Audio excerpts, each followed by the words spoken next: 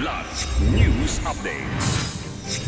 Mga balita ngayon, NPA arms cache nahukay sa Leyte, NBI fact-finding sa umanay honey trap plot kay Recto, hindi sinipot ni Leviste.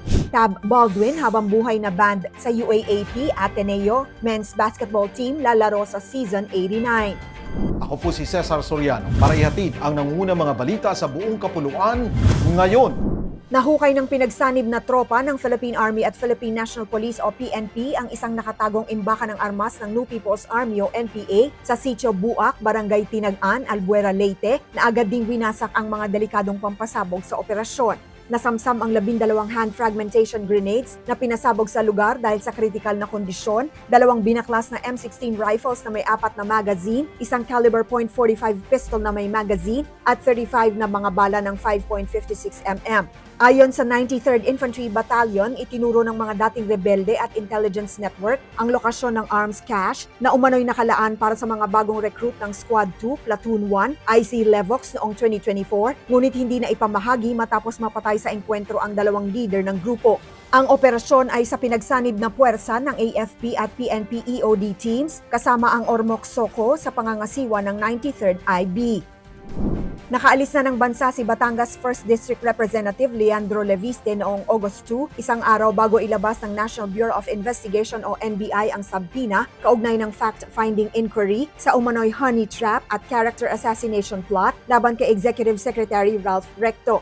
Ayon kay NBI Director Melvin Matibag, nagtungo si Leviste sa Hong Kong habang ang kanyang inang si Senator Loren Legarda ay bumiyahe rin noong araw na iyon patungong France via Hong Kong para sa kanyang medical leave. Hindi sinipot ni Leviste ang nakatakdang fact-finding meeting noong August 6, kaya inilipat ito sa August 11 matapos humiling ng karagdagang impormasyon ang kanyang abogado. Nilinaw ng NBI na sina Leviste at dating kongresista Jing Paras ay resource speakers pa lamang habang nagpapatuloy ang fact-finding kaugnay ng umano'y planong idawit si Recto sa isang peking eskandalo. Habang buhay nang ipinagbawal ng University Athletic Association of the Philippines o UAAP Board si dating Ateneo Blue Eagles head coach Tab Baldwin sa lahat ng kompetisyon at kaugnay na aktibidad ng liga kasunod ng investigasyon sa pagkamatay ni Rene Clerc Baterbonia at Chukwemeka Divine Adili sa team building activity sa Dipahulao, Aurora noong June 8. Inilabas ang desisyon nitong Biyernes, August 7. Sinuspindi rin hanggang sa susunod na abiso ang team manager, mga assistant coach at physical therapist ng koponan.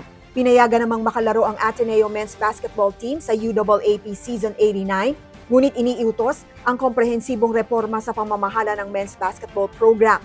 Sa pahayag nito, sinabi ng Ateneo de Manila University na iginagalang nito ang desisyon ng UAAP at nangakong paiigtingin ng mga polisiya at hakbang upang mapangalagaan ang kaligtasan at kapakanan ng mga student-athlete. Para sa Kidlat News Channel, ako si Rosalyn Sinchonco, nag-uulat. Ako po si Cesar Soriano, kasama nyo sa bawat pagputo ng balita.